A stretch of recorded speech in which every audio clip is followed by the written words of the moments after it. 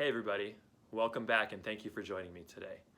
So today I have a very simple experiment.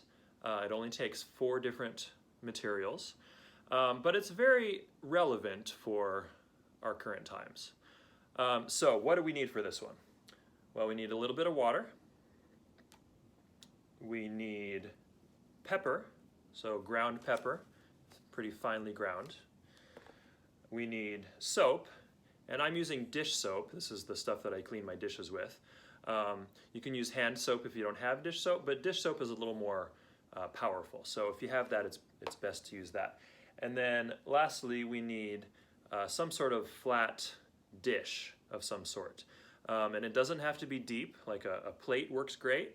But the most important thing for this is that it's light in color. So I have a white one here.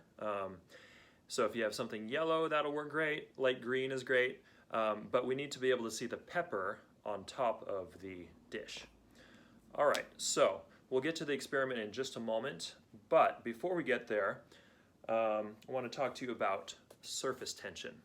So you might have heard this before, but surface tension is kind of what holds water together to itself. So here we have a raindrop or a water droplet. And so it's this shape because the water sort of wants to stick to itself. It's the pointy shape at top because when it's falling, it kind of leaves that behind. But it sticks together because of surface tension.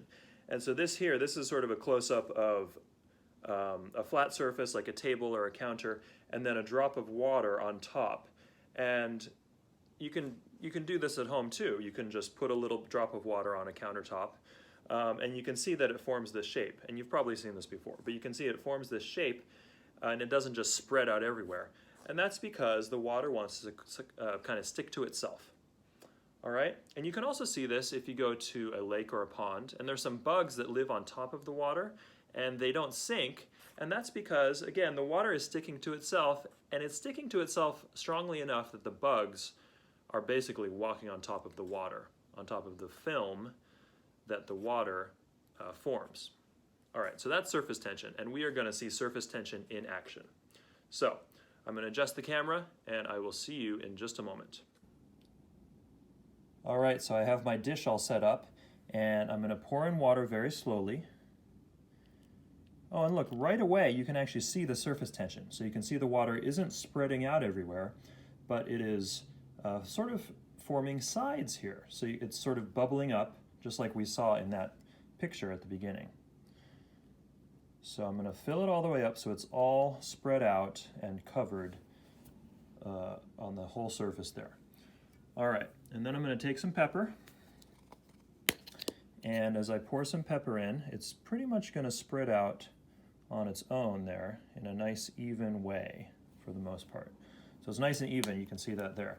And so the pepper is going to float, and so the pepper is going to help us see what is going on when we mess up the surface tension. So now I'm going to put a little bit of soap on my finger, just a little bit, don't need a lot. See, like that much. And now I'm going to put my finger with the soap on it in the water. And right away, you can see that the water sort of runs away from the soap, or at least that's what it looks like. So actually what's going on is the soap is breaking that surface tension. So it's allowing the water to completely spread out. And so as the water spreads out, it carries that pepper with it.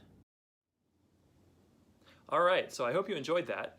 Whenever I do that experiment, I think it's pretty cool. It kind of never gets old. So, of course, we're all supposed to be washing our hands a lot right now. So that demonstration sort of shows you kind of why it's so important. Because the soap helps to break up the water, and the water carries a lot of the stuff that's on our hands that might not be good for us. So, wash your hands, give that experiment a try, and let me know if you have any questions. And I'll see you again soon. Stay safe, everybody.